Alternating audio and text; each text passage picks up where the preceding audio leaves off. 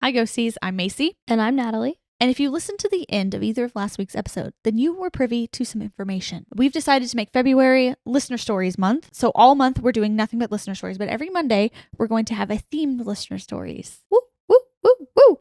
I can't do a full woo because my voice is gone. Throat. I've been sick, terribly sick, and I don't have a voice. So I apologize for the sound for this episode. It doesn't sound that bad to me personally, but I know that there are some people out there that aren't fond of it. I can't get certain noises out. I kind of like the raspy sick voice. I don't know why or what it is about it. When people on podcasts are like, sorry, I'm sick. I'm like, yeah, that's soothing to me. I don't know why. I don't know. Sometimes it's cool, but then sometimes it's like I'll try to make like a high pitched sound and I can't make it. And I'm like, it just comes out like, yeah, and just cuts off. So Thursdays will still be regular pulling from the back of the list of receipt. But Mondays, I'm just picking randomly based on a search word, like a keyword that I searched through the email. Today is demons. Bum, bum, bum. I'm always drawn to these stories because they scare me the most, I think. Yeah.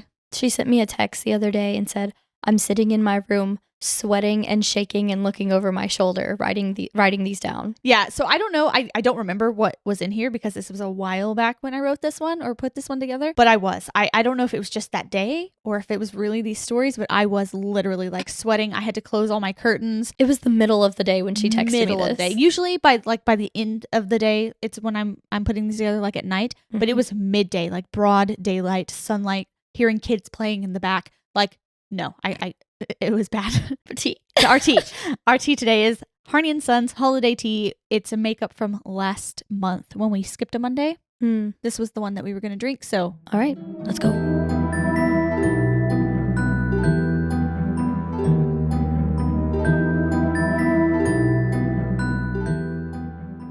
Very holiday. Yeah. Very odd for this time of year. Agreed. I was like, I told her before this, I'm kind of ready to move on away from the holiday. Like I'm still in winter mode, but I'm fading out of Christmas. And this was a jolt back into it. Yeah, makes me feel very jolly. So to get started, our first is from Mirranda. They titled it My Scary Demon Experience. Hi, I recently discovered the podcast and I have been binge watching it since. I have a few scary stories, but this one still gives me that gut-wrenching feeling whenever I share or speak about it. To start, I've always been interested in the paranormal and have been told numerous times that something about my energy draws in the supernatural. This is a side note, but I have also had absolutely vile and realistic nightmares since I was an actual child, and have been told that these dreams are during periods in my life that entities have attempted to attach to me. When my fiance's cousin, we will call him Jack, introduced the idea of a trip to the infamous haunted Hill House in Mineral Wells, Texas, I was all for it. We left on a super sunny, super humid southern summer day.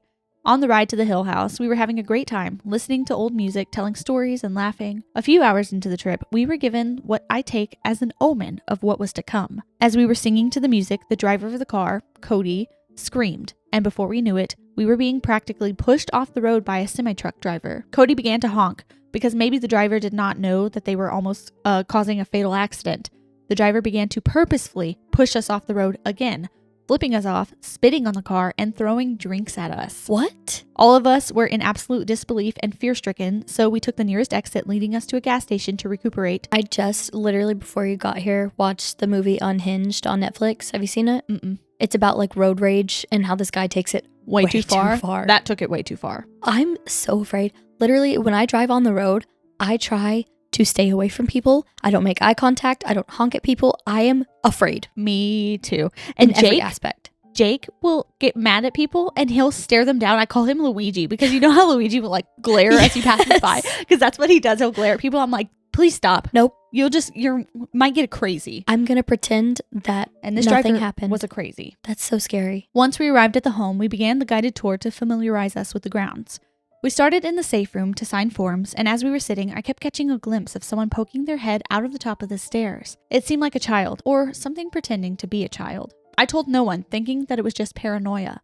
We began the tour in the living room, learning about the property as none of us wanted to do research prior to us investigating. While the guide was speaking, my back was facing the entrance door. I began to feel something lightly touch my hair, and then something brush against my leg. I just got chills. Oh, it gets worse. I asked the guide if there was a spirit of a pet there, and he said no. Remember this. I then made my fiance sit there, and he began to feel it as well.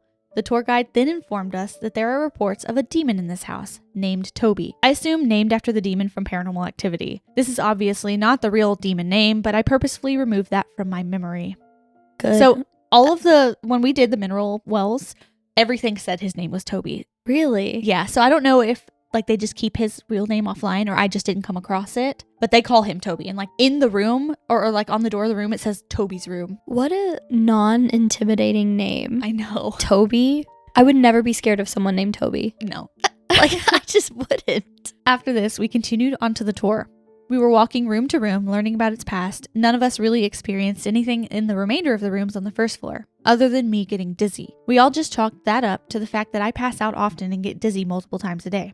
Once we finally made it to the second floor, we started learning about the child spirit that is rumored to reside there. It is up for discussion if this is an actual child or if it's Toby, masquerading as a child. But after hearing the story of the house and the brief history of the young boy who I presumed was trapped in his own personal hell, I began to feel a need/attachment to help or speak to this little boy. This was probably my first mistake.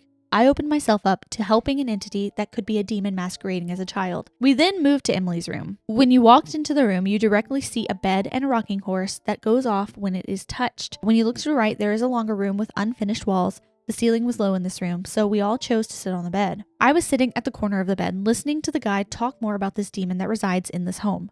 I began to feel something gently pull the bottom of my jacket sleeve. At first, I thought this could be the child spirit fearful of the guide speaking about the demon, but then the sensation of touch went from the bottom of my sleeve to my lower back, raising up slowly until it reached the back of my head. The guide, my fiancé, and his cousins all could tell that something was happening. I was frozen. And then a gust of hot air brushed past my shoulder with force.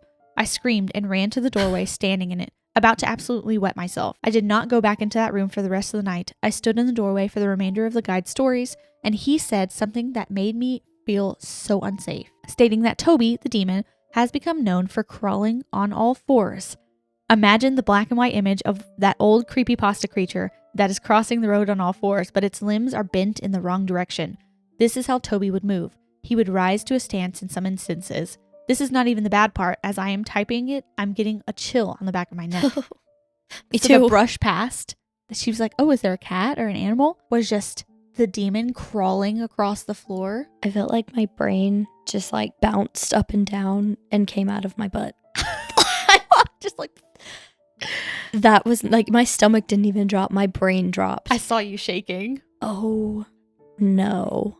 After that, we moved to the seance room. The most insidious feeling space I've ever been in. This room is in a triangular form with like 6 chairs facing each other in the middle. I could not sit in the room for too long. I just kept feeling like I was being watched and was unsafe. I was getting a sharp pain in the side of my head and pins and needles feeling in my hands. I also just kind of summed this up to the panic from what happened a moment ago, but I also did not walk into this room for the remainder of our time there. I like that she felt that feeling and it's like, nope, and never returned, like didn't push it. You know what I mean? Yeah. Because there are some investigators who will really push it. And I feel like you should just always listen to your gut. Agreed. Once the guide left, we started our own investigation. Small things would happen, like a door slowly shutting on its own, targeted messaging while doing the Estes method, and being touched. But once it hit 3 a.m., we decided to go to the little boy's room on the second floor. Jack began the Estes method in the room. Real quick, do you know what that is? Mm-mm. So basically, you put headphones on that are connected to, I don't know, some kind of spirit box. I'm not 100% sure, but they're connected to something. Mm-hmm. And they're noise canceling, so you can't hear anything else going on in the room. And then you also have a blindfold. So you're I've seen completely people do this. deprived of senses, except for whatever messages are being put to you in your ears. And the people outside without headphones on will ask questions, and the person with the blindfold will get say what's being said by the spirit. Yeah, I've seen this. Really spooky. It is. Sometimes they're like, who is this? And they're like, Jack. Yeah. Actually talking back to each other. Very spooky. I've seen a couple videos like that. So Jack began the Estes method in the room. There were 4 of us in there. One was doing the Estes, one was sitting in a chair facing the open space in the back, and then my fiance and I had our backs against the wall facing Jack. Cody was asking questions. What are you? What are your intentions? And so on. We were getting some responses here and there, but the Estes method is a very finicky form of communication. It was not until Cody stated, none of this is real, and if it is, you must be the most cowardly demon to exist. Not even a minute later, this absolutely unexplainable noise came from the seance room. It was guttural, almost like a mixture of a screech and a hiss. No one moved. Jack was still doing the Estes method, so he did not hear any of it. The audio on the headphones was so loud that we could hear it in the silence that filled the room. And then Jack said, "Did you like that?" And Cody says, "Yeah, I did. If you're so brave, now do it again." And sure enough, the noise filled the house again. This time, lower in tone. It felt like the entire house shook. I was done at that point. I enjoy ghost hunting and ghostly things, but I do not mess with demonic beings. Good for our listener. Oh my God. Get out. Challenging it like that? Yeah, you're asking for it. Oh, never in my life. I think if I was ever in a place doing any kind of spooky haunted anything and someone started challenging or saying something like that, I would immediately leave. Oh yeah. And I'd be like, we are not the same. We don't have the same ideas. Like, I would be so frightened. Like, I don't know this person. I stood up and ran down to the safe room. The three of them all followed after. I told them all I needed a break for a moment. They continued to investigate the upper floor with nothing happening. I was sitting in the safe room watching the cameras, holding the crucifix and listening to worship music. I am not a religious person, and I never have been, but something about that noise just shook my spirit. The three of them came downstairs after they did not find a source for the noise or any other experiences. We were getting ready to walk out and just leave when I was talked into going back upstairs to the little boy's room for one last effort to prove we were not having a shared hallucination. You get so worked up and scared that your brain kind of talks you down. It's like, that wasn't real. That was, you know, any kind of explanation. I do it on the pod sometimes. I do it every story. I'm like, it's not real. Yeah, you kind of talk yourself out of it. So even if you've just experienced that, moments later, you're like, no, of course not. I do that for safety. I do that with everything in life. If I am wronged in some way and I get like outraged about it, I'm like, well, maybe not. Maybe I'm a little bit crazy. Maybe they didn't mean it like that. You know, I do that with every single situation. So I would especially do it with this. So going back, like, that kind of makes sense to me.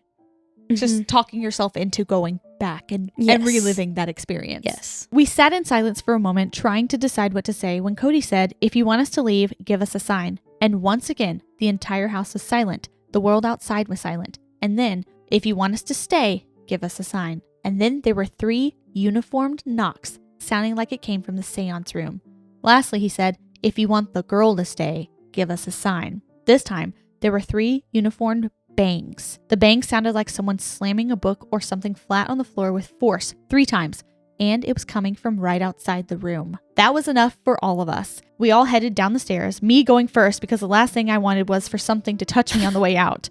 Once in the safe room, I drank holy water and smeared myself with holy oil, as well as looked up a protection prayer, repeating it nonstop until we were in the car and off the property. As I've already stated, I have never been a religious person. I am a more spiritual person. I believe there is something after death, and I believe in evil. And as corny as it sounds, I truly believe that evil wanted to latch onto me or someone else in that group that night.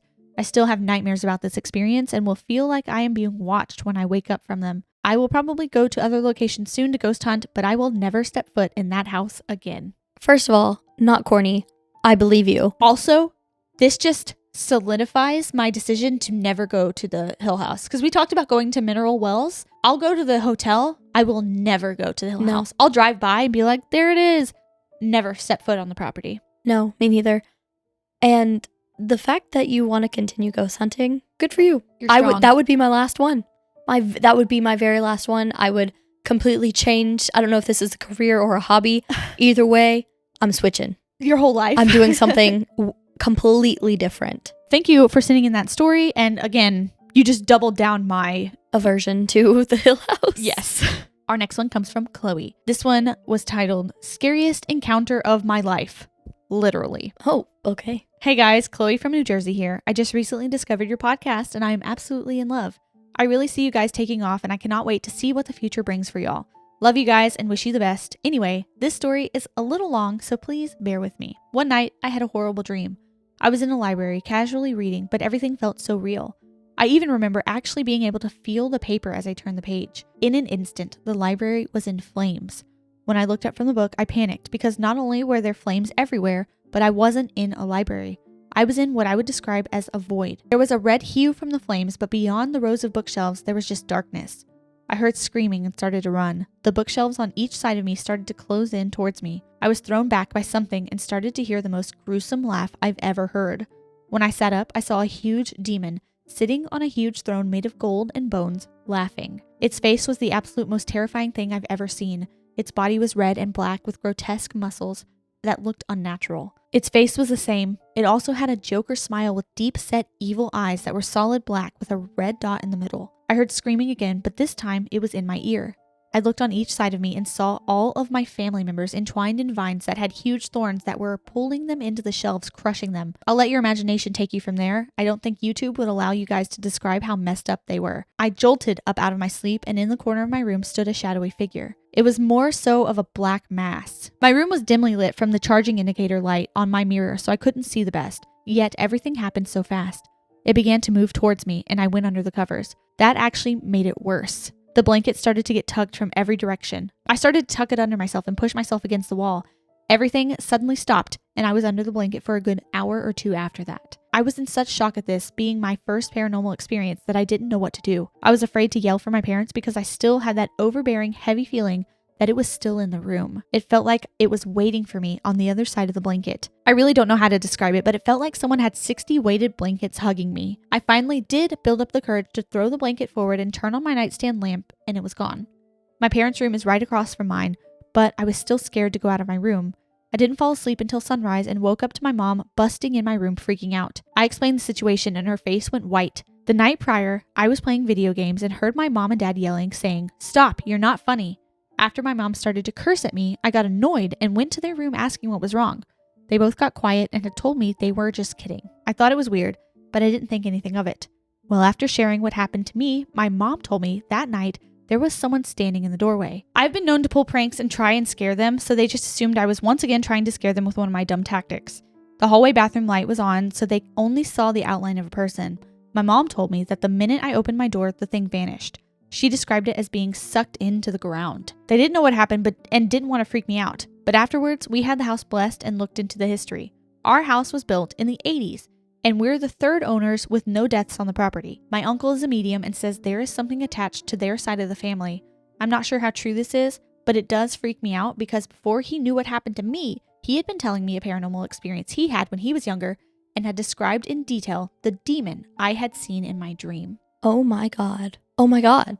Having a family member tell you the exact description of the thing that haunted your dreams. Yeah, I'm scared. The dream was enough. Yeah, I'm very scared. The dream was enough. Enough to be frightening. But adding the actual physical world things happening to you just adds a whole other level to it. And then the parents, okay, yes, good for them for being like, haha, nothing. We're nothing. You're good. I would have been like, you're going to sleep in our bed. We just miss you. You know, we want you to sleep here. I could never. I was talking about my nightmare the other day. Just like, ooh, shadow man outside my house. This is a whole other level. Yeah, I'm scared to go to sleep now. I'm sorry that you experienced that. I hate that she went under the covers. Like she did the right thing. You know, the thing we all do. Safety under the covers. And no, wasn't safe. Hope it's not bothering you anymore. Me or your family. Too. I hate the thought of it being attached to your family in some way. Our next one comes from Jolie. Sleep paralysis / demonic presence. Hi, ghosty girls. My name is Jolie, and I am a new subscriber to the channel. Binged pretty much every episode in the past month, lol. I haven't seen any episode dedicated to sleep paralysis stories, but I think my story could fall under the other creepy or demonic categories as well. Or in case you ever do a sleep paralysis pod episode, here is one to add to it. Actually, we did do a sleep paralysis episode, so if y'all are interested, you could go back to episode 24. I was staying with my boyfriend Chris's parents while we were waiting to move to our new apartment when this experience took place. To clarify, this was not a new environment to me, and I was, and am, very comfortable with his parents at their house. During this time, Chris had been leaving for work in the early morning hours, maybe 4 or 5 a.m. every day, and I would stay in bed and sleep in after he left. That morning, like all others, Chris sat next to me in bed after getting ready to leave, gave me a kiss, said I love you, and left the room for work. I remember waking up when I felt him sit down next to me and then turning right to face the windows in the room to try to fall back asleep after he left. My eyes were still slightly fluttering open and closed as I drifted in and out of consciousness. I was aware that some time had passed, but I reopened my eyes to see I hadn't rolled over or changed position since the last time my eyes were open. There was just a little bit of light coming in through the shades of the windows, so I knew it could only be maybe 6 or 6:30 a.m. I reawoke because I felt the weight of someone shift onto the bed next to me and wriggle right next to my body, against my back, which was facing the door of the bedroom. I thought, That's weird. I thought Chris already left for work. But also remember thinking maybe his shift got canceled or something. I tried to turn to face who I thought was Chris cuddled up against me, but realized I couldn't move. When I tried to say, Chris, is that you? My mouth wouldn't open and no words came out. I couldn't even mumble. My eyes were wide open though, and I could still blink and move them around. Starting to panic, I attempted to wiggle my fingers and toes while repeating in my head, Chris, is that you? Over and over. I felt the weight of somebody pressing against my back and almost playing with my hair. Just a weird, soft touch on the back of my head. Suddenly, whatever was laying behind me moved. I felt their weight shift away from me, move towards the edge of the bed closest to the door, and just sit there. Obviously, I still couldn't see it, but I could just feel that it had moved. It then said in a low-toned male voice, Chris is not here. Stop. Before sliding off the edge of the bed and hitting the floor with a thud sound. Oh my God. The voice had a scratchiness to it, almost croaky. The way it slid off the bed sounded as if someone had put their feet on the ground and just slowly allowed them to slide away from the bed, dragging their body slowly off of it. After the thud of whatever that thing was hitting the ground, I could sense that it was quickly back on its feet and moving towards the window where I was facing. No. Mind you, that during all of this, I was freaking out, trying with every muscle in my body to get up or turn around or say any words. I shut my eyes when the thing started running around to my side of the bed, and as I shut them, I was able to break free of the paralysis and flop my body onto my back. I just laid there for a while, fear racing through me, and slowly began moving different parts of my body to make sure I was awake and able to move again. Eventually, I sat up and saw the sun had fully risen. I tapped my phone to see that it was about 8:30 a.m. Had the paralysis lasted that many hours? Where did that thing go once I was able to move again? What the hell did it want with me? Why? I was shook to my core and didn't get out of bed for a long time, afraid that whatever entity was there was still waiting for me in the room somewhere. One extra weird detail that still gives me chills to this day is that my boyfriend's mom is a spiritual healer and frequently communicates with spirits and angels. When I finally got the courage to get out of bed and go upstairs to the kitchen, I told her about what I had just experienced, and she didn't seem surprised.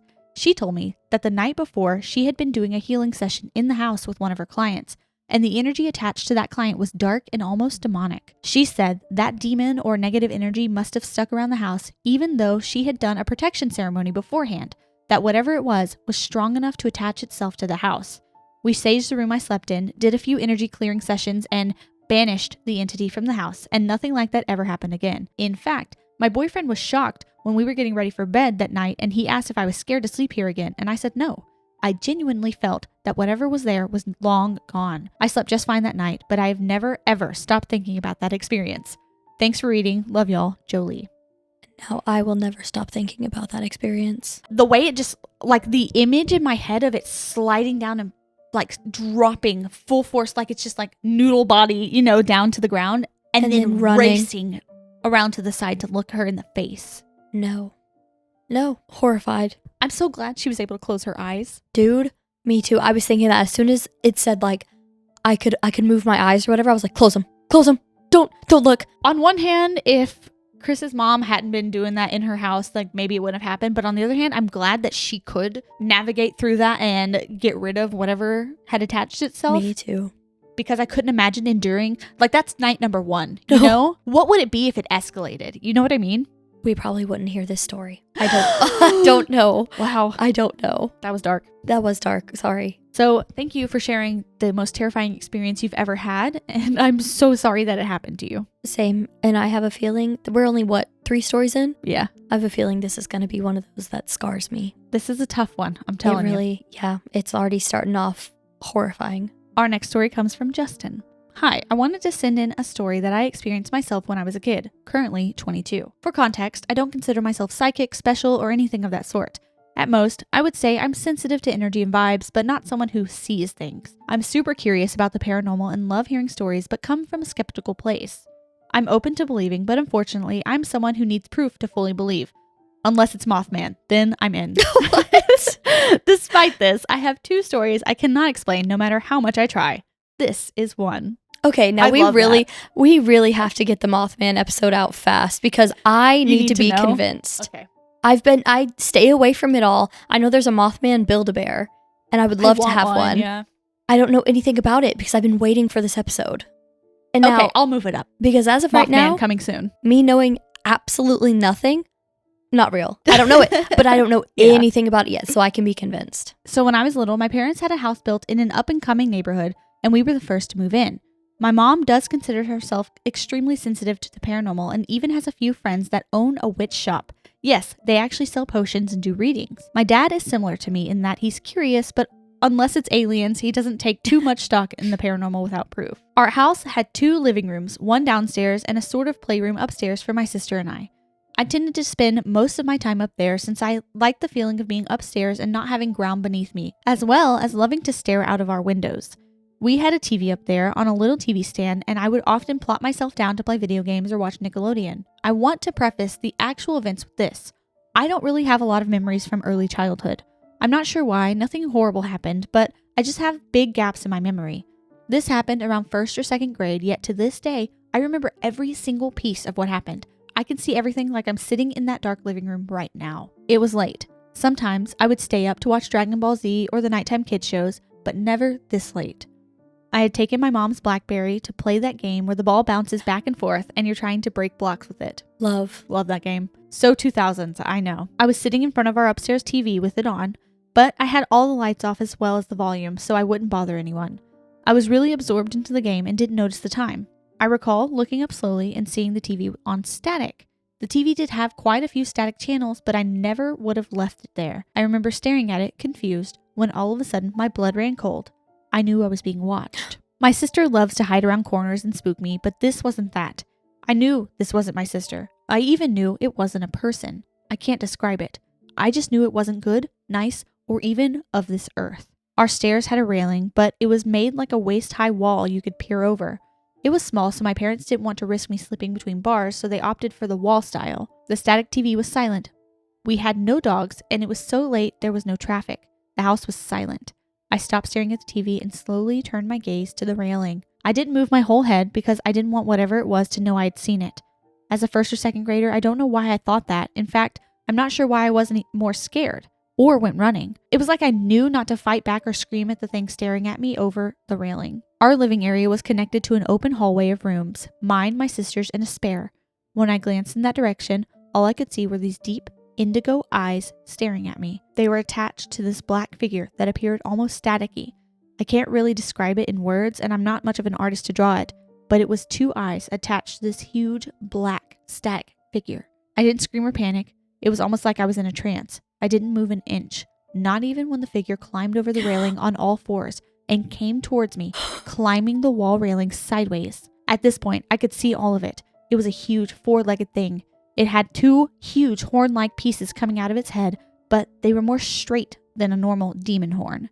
Again, I have a horrible memory when it comes to trying to remember childhood stuff, but this is clear as day for me. I let it continue crawling towards me until it was almost right next to me on the wall. I had never turned my head, just followed with my eyes. Finally, I moved my head to look at whatever it was, and then it jumped. The figure jumped straight at me, and I landed on my back. I still didn't scream or fight. All I can remember after that is staring into those deep purple eyes and everything going black. The next morning, I woke up in my room, tucked in my bed. There's 2 things off with this for me. 1, I never slept in my room, ever.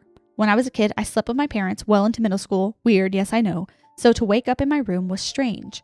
What was more weird, however, was waking up from sleeping on my back. I've always been a side sleeper, tucked in with my arms over the blanket, palms up. I remember looking down over myself and seeing my arms completely scratched up. I wasn't bleeding, and they weren't anything worse than a cat scratch, but covering me from shoulders to fingers. I remember asking my mom if she had tucked me in the night before, and she said no. She assumed I was sleeping over with my sister in her room. When I went to show her my arms, the scratches were gone. My sister said she didn't hear anything the night before either. So that's my paranormal demon creepy story. I've never seen that thing again, nor do I want to, lol. I had another thing happen in middle school, which actually happened to a group of us. That one, in my opinion, is way scarier and, again, unexplainable. Scarier than something jumping off the wall and at waking you? up in your bed, palms up, scratched up all the way down your arms. What are we doing? You ask that, and dude, I don't know. I don't know. I've unlocked so many fears that I didn't even know I could have doing this podcast. Yeah, I agree. It freaks me out a lot. The fact that you're in 1st grade and you know. I was thinking of you because you also never slept in your room. I was going to say that. I I was thinking that too, and I always slept in the living room. I imagined this is something that like I would have experienced. You would have experienced. Yeah. Late in the night, playing games, up, nobody else awake. And that game on the BlackBerry? Oh, yeah. Oh, yeah, for sure. I don't even know what else to say. That's like one of the scariest things I could even imagine, like picture in my head. The static on the TV. And then the figure being like also kind of staticky. With, like, was it related in some way? I don't know. Why were its eyes indigo blue? That's weird. Because it's usually like black red or yellow. Just like, yellow. The ominous colors. I don't see blue as an ominous color. Me neither. Blue's a good, calm. a good calming color. Until now. Until it leaps across from the wall at you, knocks you down to the ground. I don't feel good about this. At least doesn't remember anything that happened. What could have happened?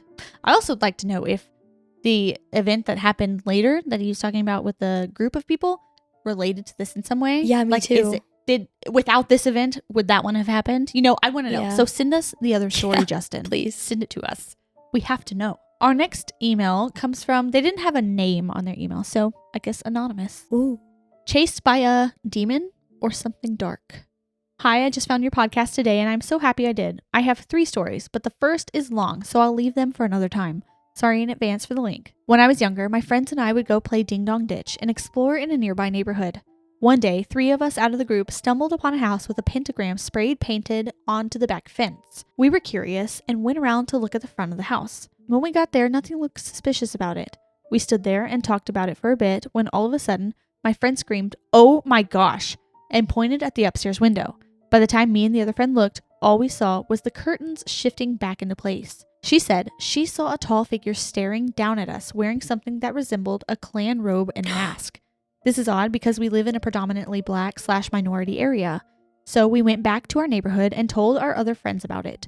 The boys in the group made a plan to go back to the house that night and ding dong ditch it. No. Night falls and a group of 6 of us are walking up to the house. I had a really bad feeling. We first show the others the pentagram, then go around to the front of the house. We were all scared, so the oldest boy walked up to the door to knock. He got there and froze. All confused, we moved a little closer to see what was happening. He stopped because the door was open, just enough for a bit of red light to shine out. After a few seconds of staring, we told him to push the door open, so he did. The house was filled with dim red lights, and there was a set of stairs leading up to the main level. All of a sudden, a tall shadow figure runs from behind the wall past the top of the steps. We were horrified and all started running away through the trees towards the street. I felt like something was chasing us the whole time, but I refused to look back. We made it to the sidewalk and started walking back to our neighborhood. Directly across the street from the neighborhood, on the right, is a very large cemetery. Something about that cemetery had me in a trance where I couldn't take my eyes off of it. Suddenly, to my left, from within the trees that bordered the neighborhood, came a deep, guttural growl. Non-human, non-animal, just awful sounding. We all heard it and started running again even faster. Nothing was ever the same after that night. We no longer went to Ding Dong Ditch or play at the playground in the neighborhood. I had 2 paranormal experiences in my home after this incident. I hope to hear my story in the pod, and I'm excited to see what else you'll post next. Thank you. That's scary. That's it? What were they doing in that house? That is what I would like to know. So we talked about a pentagram several episodes back, and there were some comments saying that like pentagrams aren't all bad. Really? Like, I don't remember the exact story, but basically that they're not all bad and they can be symbols for other things. But I feel like that had some that one was bad. That negative one was connotations to it. Yeah. Yes. Do we think it was real people like in there doing bad stuff?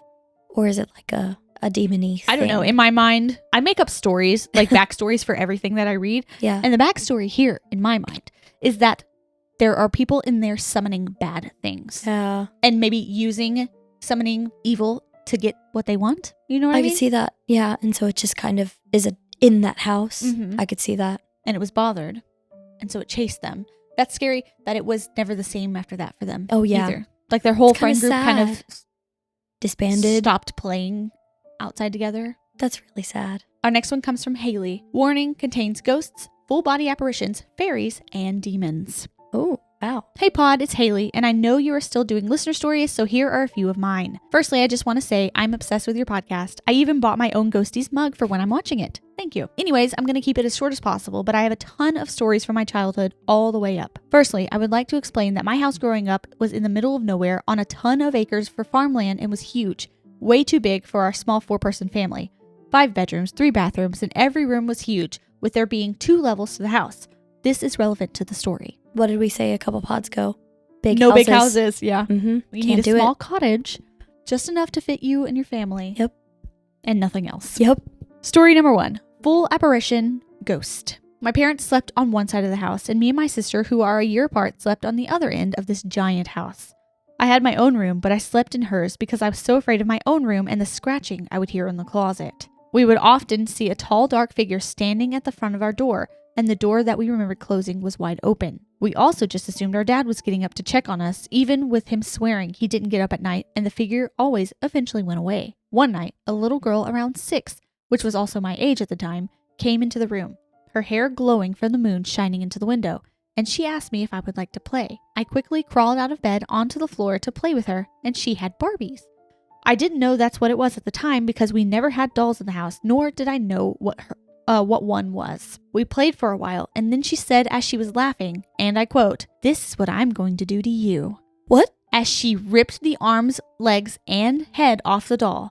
I just sat there, riddled with fear, until the same dark figure that watched us all the time floated quickly into the room and drug the girl out screaming. No one else woke up and said they never saw anything. Hello? They're just like, haha, playing. It's like, oh, by the way, I'm going to rip you limb from limb. Also, they thought that the spirit or the shadowy figure was their dad. So it was like a manly, bigger, bulkier, manly figure. Was it protecting them? Watching over, trying to keep the little girl out? Maybe. Or other spirits? I hope so. Oh, I don't know. Getting up in the middle of the night to play with this little ghost girl. It started kind of cute. It started out like, oh, she just wants to play. Very, not very the kind wrong. of playing we want to do. Oh my God. I have chills. Story 2, fairies. When I was a bit older, we went on a trip to West Virginia and the mountains were beautiful. We asked if we could play with some other kids from the camp we were staying at, and my parents said yes. So we went into the woods and found an old, dark, grown-up trail that we followed. At the top of the trail, the mountain seemed to not be there anymore. Instead, it was this vast valley of the most beautiful flowers and bright sunshine. We all began laughing and dancing in the flowers, not realizing that a giant bear was watching us. We saw fairies, like little people with wings, bouncing from one flower to the other. It was like we were all in a trance. We saw the bear start to walk towards us, but we just kept dancing. Something, I don't know what, broke us out of this delusion, and as we saw the bear closer, we started screaming and took off down the mountain, making it back to camp safely. To this day, I'll start to go into that happily paralyzed state, hear wind chimes when there are none around, and have to tell the fairies to give me the things back I can't find, only to find them within arm's reach after looking for hours. They were straight up fairy-led. What? I don't know if you remember us talking about this, but basically, sometimes like fairies will it's called being fairy-led. Well, they'll kind of put you in a trance and you'll just like dance and dance forever and ever and ever. And ever. Yeah, I kind of remember that. Like if you end up in the fairy realm or whatever, or if you eat or drink near their food or step over you walk into through their circles, you'll just like dance and laugh. And on the inside, you'll be like dying, but on the outside, you're like, yay, ha ha ha, I can't stop. That's so scary. I know, it's really freaky. I hate that she still has that tendency to like fall into that trance again, you know? I was going to say like, oh, that's so cute. Until you gave me that. It's cute, but bombshell. Scary at the same time. No, that's horrifying. Story 3. Demons. Shortly after moving in with my now husband, David, we started experiencing weird things. We were both 18 in the story and are now 21. We experienced things flying off the walls and breaking, heard laughter with no one there, things moving on their own, footsteps around our small apartment. But what took the cake was us laying in bed one night about to go to sleep, and we both felt a hand wrap around one of our ankles and try to pull us under the bed. We both sat up and started praying, and it hasn't bothered us like that again. I fully believe it was a demon and it meant to harm us. Just today, I found scratches on the paint in our bathroom where I thought I saw someone last night, and the door opened very quickly and abruptly, stopped approximately a foot from closing, not like the air kicked on, but more like someone flung it open and stopped it before it hit the wall. Both of them felt the same yanking, too. It's one thing to like be kind of half asleep and feeling it, but together at the same time is... Also, the bathroom door, you talked about that last episode, and people were like, Shut your bathroom door. Oh, you're not supposed to have it open. Story 4. Demons in church. My husband and I go to a Pentecostal church, and if someone needs prayer, we will have a few people stand up and go pray for them. We host recovery services, and I believe that some of the people that have used drugs are more in tune with spirits. This woman was asking for prayer, and she was currently addicted to several bad drugs. She was standing, and we gathered around her to start praying. I had my hand on her head and began to cry out for Jesus to deliver her from the devil that was trying to keep her addicted. As I did, her head went back, her eyes rolled back in her head, but a figure's head was where hers had been, and something started pushing me hard to get away from her. I kept praying, and we all saw it when the demon leapt from her body and ran out of the building, and she collapsed on the floor. She's still clean and hasn't gone back to drugs after this happened. Huh? To see it physically manifest, because I know a lot of people do believe that, like, some people who have troubles like addiction or other like bad thoughts or other like mental health issues have demons like attached to them and like are causing them to like keep going down this road. To see it manifest out like that is something I've never heard before, and something that is absolutely terrifying. And something I don't want to hear again. I think it's beautiful that she isn't having these troubles anymore. Yeah, that's amazing. I love that helped. Sorry, I'm speechless. Thank you for sharing all of those stories with us. And I think that's beautiful that y'all are able to help people. Our next one comes from Laura. Hi, I'm a huge fan and have been obsessively watching every episode for the past few months. I love the dynamic between you two. Reminds me of the humor and energy with my sisters. It's a comfort to watch while I force myself to clean my house. I did have a demonic interaction, but before I dive right in, I want to delve into my background and how I got to this point. My name is Laura, and I grew up with the women on my mom's side of the family all having paranormal experiences. Some of us can see or hear spirits. Some of us just have a knowing. It's gifts that have been passed down for generations through the women. My two sisters and myself, my mom, my grandma, aunts, and cousins have bonded over experiences we've had. So growing up, the paranormal was never scary. Sometimes unsettling, but I've never been scared. My family home is haunted, but nothing too bad. Growing up, we always saw shadows and people out of the corner of our eye, the sounds of footsteps when we were home alone.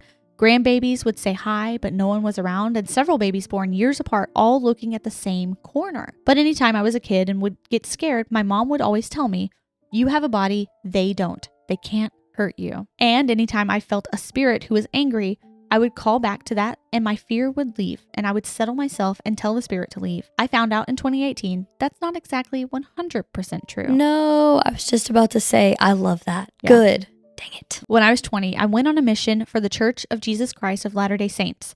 It was an awesome experience. I got the reputation pretty early on as a missionary who had spiritual or paranormal experiences, and whoever lived with me would experience them too. My roommates, who would never experience any paranormal, would part with me with a handful of events that spooked them, but was a casual Wednesday night for me. That being said, these two other sister missionaries asked if I could meet a man they were teaching. He was in his early 20s, but told them often about how he had what he thought was a demon attached to them. They felt like it would be beneficial for the two of us to get together and chat. For his privacy and the sake of the story, I'll call him Dan. The conversation at first went well. We conversed about all things paranormal and my raising and the things I do to distance myself from the paranormal so he could implement that. I didn't want to invite what I thought was just a negative spirit into our easygoing conversation, so we touched on his demon very lightly. But essentially, he said it drained Dan and put him in bad moods and negatively affect his mental health. Later, we talked about his family. He was having a hard time with his dad and Dan's new stepmom. Now, anyone who knows me knows I just adore my dad. But when Dan started talking about his dad, I started thinking about every negative thing my dad has ever done to me. I was getting so mad, I started to sweat. But I remember thinking, why am I reacting like this? It doesn't make any sense. Immediately after I pondered that, Dan looked at me and said, "Do you feel him? He's here." Immediately, an area that was in the corner of my eye got darker and it was like a switch flipped. Its energy filled the room. I immediately felt it, but looked at the other missionaries to see if they felt it too. There were 5 of us in the room total. All 5 looked at me and I could tell from the looks on their faces, they felt it, but to a smaller degree. I looked at Dan and told him, yes, I knew he was there. I asked Dan if he could tell me where he was standing in the room, so I knew it wasn't all in my head. Dan pointed in the area. The darkness seemed to get bigger the more we acknowledged him. I knew it was a dark cloud to me, but only me. The 3 other sister missionaries felt something but saw nothing. The other girls immediately jumped up and got to work. One played hymnal music from their phone, one knelt down to pray, and the other got on the phone to call someone to give Dan a blessing to rid him of the demon. I felt locked in place, like a predator was in the room, and if I moved and showed any sign of weakness, he'd attack. I'm not sure if Dan felt the same, but he sat still as can be until he started rubbing at his back. I gave it a few minutes to see if the praying and music would cause a difference. It did. All of it just angered it. At some point within the 5 minutes of prayer and song, it inconspicuously moved from the corner of my vision. I didn't see anything, but I could still feel him. We all could, especially Dan. Sitting there, I got a strange feeling to go sit by Dan across from me on the other couch and put my hand on his back. I didn't want to, because female missionaries cannot touch the opposite gender except for a handshake and high five, but I knew I needed to rest my hand on his back. It made me so uncomfortable. For a whole year, I haven't touched a man, and now I'm expected to go put my arm around a man I've just met. Absolutely not. But I received a strong prompt to go, and go now. Dan was once sitting casually, his legs in a typical man spread and his limbs loose and relaxed. Studying him now, he was anything but relaxed. He had slightly curled his upper half into itself, his arms tightly in an uncomfortable slight X across his chest. His shoulders were high but angled in, his head bent low. He looked almost like a human cocoon. I knew something evil was attacking his body, but I thought that doesn't make any sense. My mother always told me nothing spiritual can cause physical pain, and it's always been true. I assumed in my head that he's probably just scared. So I confidently walked to Dan, knowing I have the upper hand. No harm will come to me. I sat beside the man, who I knew for roughly 30 minutes, put my hand on his back, and it materialized. I knew that I was seeing what the other girls in the room couldn't. It looked like a small gargoyle, its back hunched. Dark gray skin that I knew if it was physical would be hard, but still skin, not movable. He was small, crouched, perched on top of Dan's back, between his shoulders. One of its arms was left casually resting on its thigh, the hand casually hanging between its legs. Very human-like. It was looking at me. Smugly at first, and it was like I knew he was saying, "Look what I'm doing." Its other arm was reaching into Dan's neck, his spine. My hand was still on Dan's back, very close to the demon. But then its face changed from smug and confident to angry. No. I was more confident. I met the glare head on. I knew no harm would come to me, and then I moved my eyes to Dan. It was a sigh of relief that had me change my point of view. Dan looked at me and said, "He's looking at you." He was on my back. It hurts a lot. I told Dan, "I know. It'll end soon." I was aware of the other missionaries, but I was focused on Dan and the thing on his back. I wasn't paying attention to what was being said until one of the sister missionaries came into the room and told us male missionaries were coming to bless Dan. I was no longer looking at Dan or the demon. I felt pain in my upper arm. Nothing too bad, but enough for me to grimace and move my arm while keeping my hand on Dan's back. Dan was sitting taller now, still tight, but his shoulders had moved down and his arms were uncrossed, resting on his lap now. He was better, but not like before. Dan looked at me and said, "You feel that, right?" The demon was smaller now, perched on my arm, wailing at my arm, tearing into me with all his spiritual body and power. It wanted to kill me, but could only slightly hurt me. I was terrified. I was told my whole life, spiritual bodies cannot hurt physical bodies. But it was, and it did. Not to the degree it craved, but I was in pain, if only slightly. I told Dan, "Yes, he's on my arm, right?" Once again, testing to see if it was just me. He told me, "Yes, he's clawing you." My sister missionary is sitting close to us, her color drained from her face. I knew if I gave it attention, it'd get bigger or stronger or something, so I turned my face and just stared straight ahead and let it do its worst. I knew if I moved my arm, he'd go right back to Dan, so I kept Dan under my arm for what felt like an hour, but was probably 15 minutes. The doorbell sounded. A trio of young men missionaries came in. It felt like the light just poured onto the house, and I knew I could move my arm. They blessed Dan in the house, and soon after we left. I don't know where Dan is now. I only hope that was the end for him, but for me, it came back. I did not think to get a blessing until the next morning. That night, I was sleeping in my bed and woke up in the middle of the night. I felt it, just behind my opened bedroom door inside my room. I sang child hymns and prayed aloud vocally. I was scared. When things would go bump in the night, I would tell myself, I have a body, they can't hurt me. But I knew now it could hurt me. It didn't do any damage, just a sore arm, but what if it could do worse? I eventually gained the confidence to shout out to the sister missionary sleeping on the other side of the room. When she responded, I barreled to her twin-sized bed against the wall and squeezed myself between her and the wall. The whole time, it was standing as a shadow behind the wall. I knew it now, could recognize its energy. I don't know if it was anxiety or just knowing that if I slept on the outside of the bed, it would attack my back. So both myself and my friend were squeezed into a twin-sized bed with my back against the wall. I prayed for it to leave, told him to leave in the name of Christ, prayed for sleep, and it came quickly. The pain in my arm felt like a bad flu shot. Nothing too painful, but enough to cause discomfort and annoyance. Once I got a blessing, the pain was gone. Over the years, I think it gets curious about me and will check in. It used to be a spiritual fight between us for hours to get it to leave. Now, the most I have to do is verbally tell it to leave. I'm older now with kids of my own, and I'm still deciding what I should tell them, if/when they have spiritual eyes or ears. Do I tell them nothing can hurt them, knowing that's not exactly the full truth? Even if 99% can't hurt you, do I prepare them for the 1%? How do you prepare someone for anything like that? I know that was a long one, and I have many more stories, even positive stories if you'd like to hear them. Big fan, Laura. We would like to hear positive stories. I definitely would. That was like a whole battle. Yeah. You know, the other day, we had a story where it was like talking about seeing little gargoyle type things. You remember that? Like perched on a curtain or something? Yeah, on the curtain rod. I do remember that. I do. Demons? Maybe. Some of them, maybe. I mean, obviously this one. I really don't like. My chest was hurting the whole time we were reading that one. Same. I don't like the physical manifestation, like feeling, touching. Ugh. I know. It's harder to, I feel like that would be harder for me to deal with. Yeah. If I just saw it, I'd be like, okay, it's over there. And like she said, it can't harm me. It can't touch me. Yes. But it can. It can if it's strong enough. Does it get bigger? Like she said, if you give it attention? If you acknowledge it. You know, that is something we've talked about before. I think how when you acknowledge a darkness, especially or spirit in general, the more it kind of like you give it energy. Yeah. Especially if you're acknowledging it and like you're fearful of it. Mm-hmm. I feel like it feeds off of that for sure. I hate that it was feeding off of Dan. That is very sad. And I hate that it followed her that night. It was like mad at her. At least Dan's okay. And she has the proper protection and, you know, can deal with it. I love stories like that though. Like those are some of my favorite stories.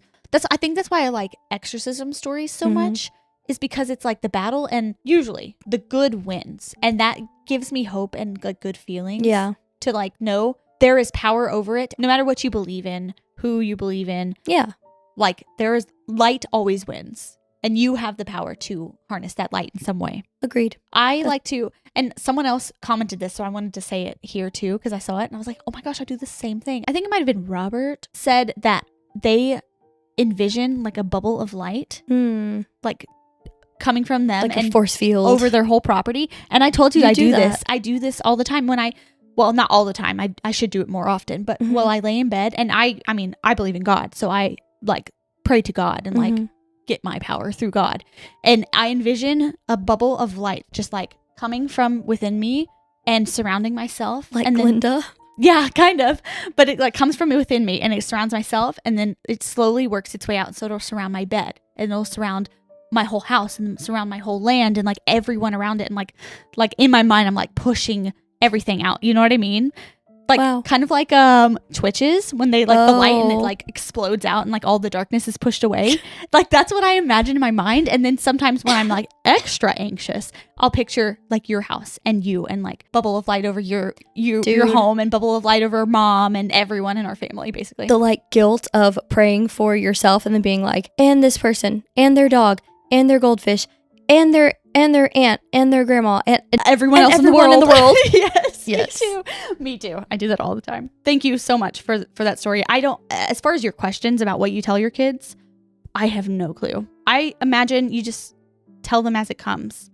Tell them what they ask. That's my philosophy about everything.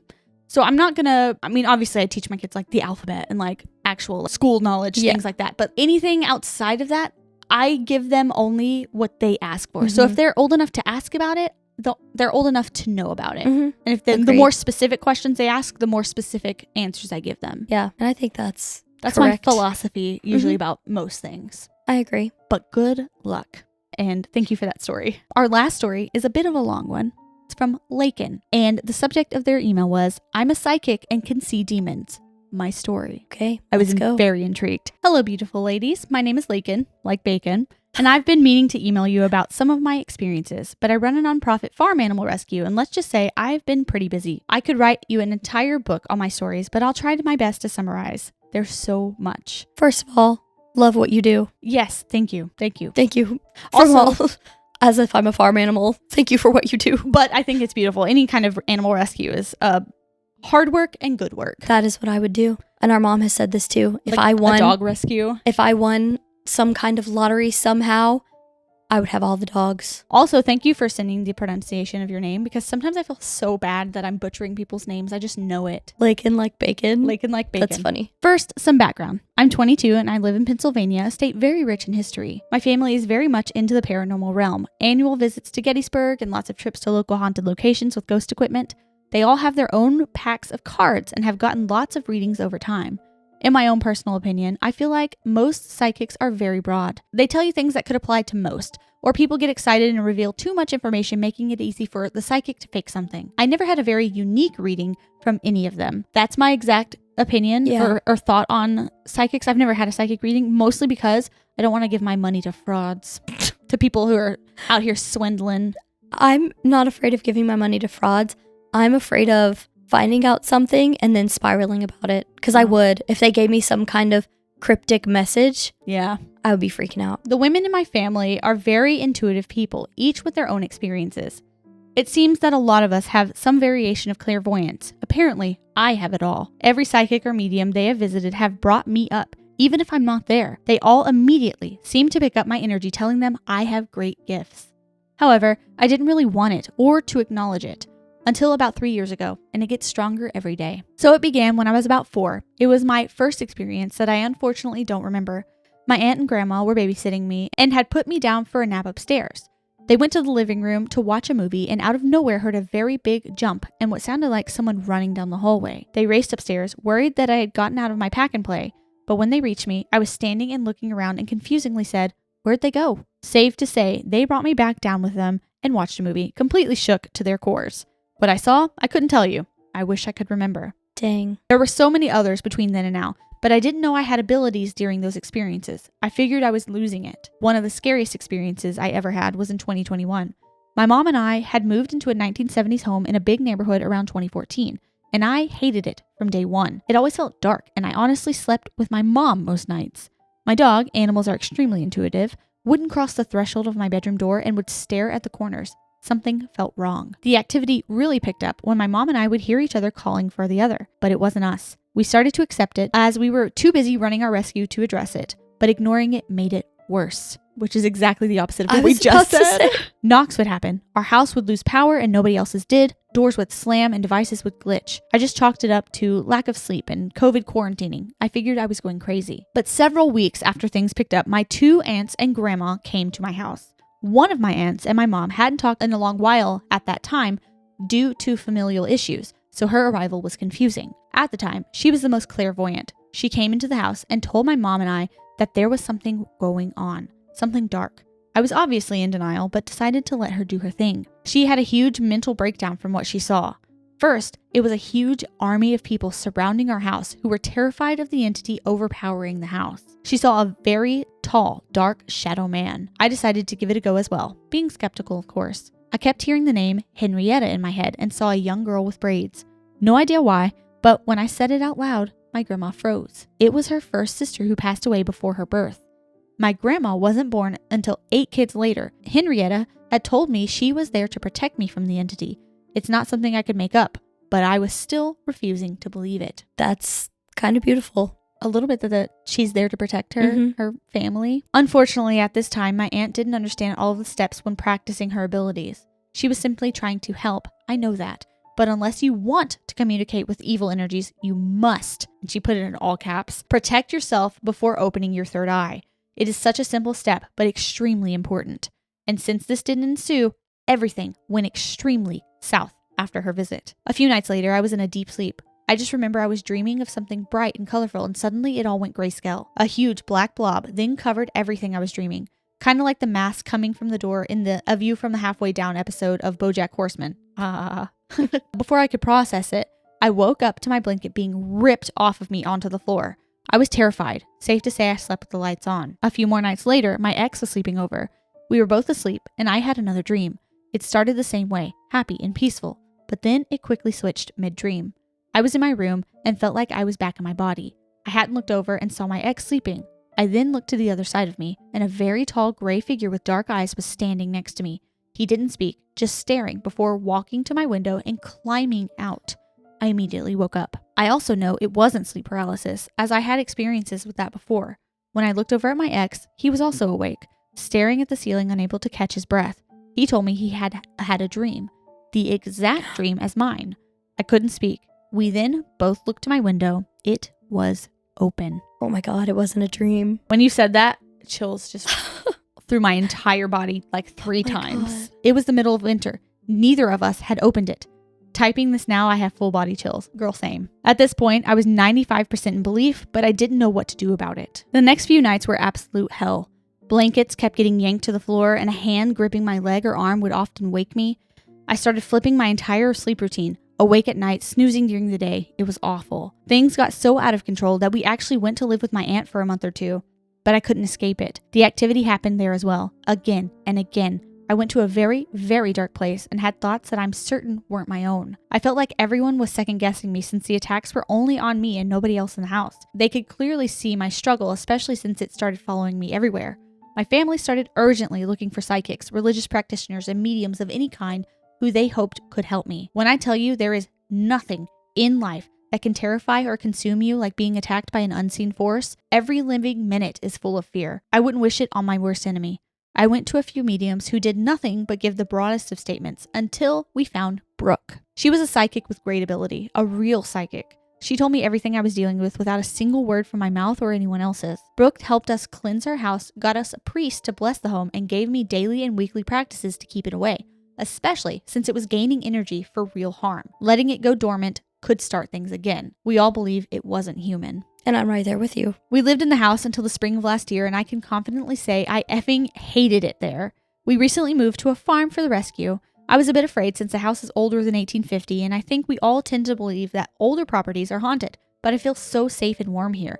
Nothing bad at all, thank God. I think it's all about the energy and of like who lived there before. Yeah, agreed. So even if it may be haunted, like it can be a nice haunting, you know, like a good light energies, you know? For sure. After that, Brooke became my mentor and helped me to advance my abilities.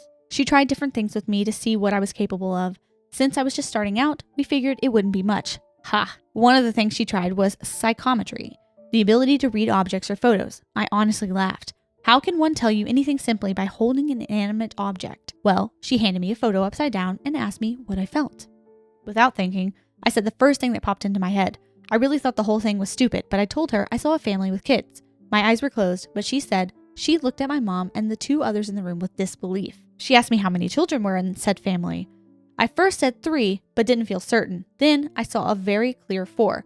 Confused, I opened my eyes for the answer. I just remember the look of shock on Brooke's face. I will never forget it. She told me to look. It was a husband, wife, and 3 kids. No one I knew. I was a bit disappointed and felt like I was making stuff up in my head. Brooke saw my face. She said, Lakyn, the woman in the photo called me yesterday. She's pregnant, making 4 kids. That's amazing. Oh my gosh, that is so cool. When I tell you I was shocked, I've been in full belief of my abilities since. And I believe you too. I believe you. After working with Brooke, I was telling people things about themselves and their lives that I couldn't possibly know. These 2 are my favorite. I was reading my mom and aunt and was seeing books, birds, aliens, the letter A, and a wheelchair. I was so confused. They looked at each other in shock. How could these things relate? A few minutes later, they pieced it together. They had a mutual friend who had MLS and was living her days in her wheelchair. They hadn't spoken to her in a bit. Her name was Anna. She loved reading, had a few birds she adored, and was a huge fan of conspiracy theories, especially aliens. They looked up her Facebook to show me her picture since we never met, and the latest post, her obituary. Aww. So she was coming through and trying to talk to her, her old friends. That's really sweet. For many nights, I kept hearing the name Jeff in my head. I was seeing a heavyset man that I figured related to the name. Jeff would not leave me alone. He was determined to get my attention. Not a bad spirit, just persistent. I finally asked my mom if she knew anyone with that name. She took time to think about it, and a few days later, she told me about her former boss and very good friend with the same name. He had recently passed, and she didn't know. He just wanted to be acknowledged. He hasn't bothered me since. That's so crazy. Just wanted to be known. That she's seeing all this and yeah. Yeah. I'm amazed, honestly. But I like things like this. Me too. I love stories like this too. Mm-hmm. I know these must seem crazy, probably like I'm reaching a bit, but I promise you I'm not. These are 1000% fact. To me anyway. No, we believe you. Yeah, I was like, hey, I'm with you. I believe anyone who is willing to send in their stories. Yeah. Honestly. Now for the most recent of events. I usually would only see things in my mind's eye apart from the occasional shadow figure. Sort of like a thought, but more prevalent. Until a few months ago. For as long as I can remember, I have hated one of my friend's houses. Couldn't tell you why, just did. Every room felt dark. I couldn't imagine being there alone. Just driving up the pathway drained me of all the energy I had. And it was a newer home. Even other people they knew who didn't believe in paranormal activity felt uncomfortable there. These friends also enjoyed the unknown of the paranormal world. They've had experiences in this home. Things moving, shadow figures out of the corner of their eyes, noises downstairs when everyone was in bed, her child talking to someone in his crib. She once was reading in her room and claims to have seen a young girl walk right from her bathroom and across the floor to the wall and disappear. It never acknowledged her. They had many psychics tell them that there is bad activity in the home, but like many, they're skeptical of anything bad ever happening to them. Things have gotten much worse for them over the years. They fight frequently, their child is full of unexplained anger, and the entire home is complete chaos. get out as soon as you can. About 3 years ago, said friend thought it would be fun to have a seance. At that time, I was a complete skeptic, so I obviously joined in the fun. About 6 of us sat around the dining table with a crystal ball at the center of the table. Like truly something out of a movie. We, of course, didn't protect ourselves. We didn't know we were supposed to. Just seemed like dumb kids messing around. Within several minutes, my friend had a scratch mark on her back. 3 claw marks in a spot and direction she couldn't reach. And nobody else did it either. I was scared for her, but she brushed it off. Personally, this is where I think things went south. Nobody protected themselves, and I think she invited something in. Since then, I hated it there even more so. I started to wonder if the things she was experiencing were more sinister than we all thought. It sometimes takes entities a long time to gain energy for more interaction, and most say they have to earn your trust and be openly welcomed there. Hence, first presenting themselves as children or innocent disguises. The girl she saw? Things started picking up around her home, and she once said she was using the bathroom around 2 a.m. and heard chatter coming from her heat vent, not in a language she recognized. The shadow people were no longer in the peripheral. They made themselves very visible to everyone in the home, including their son. I started to do everything I could to avoid their home. It doesn't feel good to me, especially since I now use my abilities more and the veil gets thinner during your psychic journey, making you an easy target for the evil and inhuman. Something about the word inhuman scares me. Me too. I was going to say that. But I, of course, love my friends, and I've been to their house a handful of times recently despite my fears. One random visit, I didn't feel good. Like, physically. I had a pounding migraine and felt nauseous on my drive out over. And I rarely get stomach aches. I figured I ate something that didn't agree with me, or I was just having an off day. But I kid you not. Call me crazy. I don't mind. I know what I saw. I don't even want to write it out. As I turned the corner of trees that hid the house, I saw it. A large black blob sitting on the roof. It's a big house, but the figure was bigger, huge, sinking itself into the roof, practically trying to smush it. I'm not talking about just a figure sitting up there. It engulfed the entire top of the house, spilling over the sides. It had a small, round head with beady eyes staring at me. Kind of reminds me of Baymax, the Disney character, but 2 million times his size. The difference this time, it wasn't in my mind's eye. It was there, in plain sight, my own 2 eyes. I asked a friend who was with me that visit if she saw it too. She thought I was making something up until she realized how shook I was. I couldn't stand spending the day in the house knowing what was up there. But I thought maybe I was going insane. Maybe starting to think too much into things, or sleep deprived. But it's been there every time since. And it wasn't the only one. One of the next times I was there, like a month ago, my friends were just coming out of a very heated argument when I walked in the door. I was talking to my friend's husband when she came downstairs, and there it was, in front of my own eyes, a huge black mass wrapped around her shoulders. It was a long black drape of shadow all the way to the ground. Like most dark energies, you couldn't see through it. It was about 6 feet tall. She's only 5'2". It has an oval head with large elephant-like ears that came to a point at the top. Weird, I know, but it's what I saw. It was absolutely terrifying. I honestly can't explain how I feel when I see it. The worst part is, it goes back and forth between her and her husband from time to time. It just stares at me.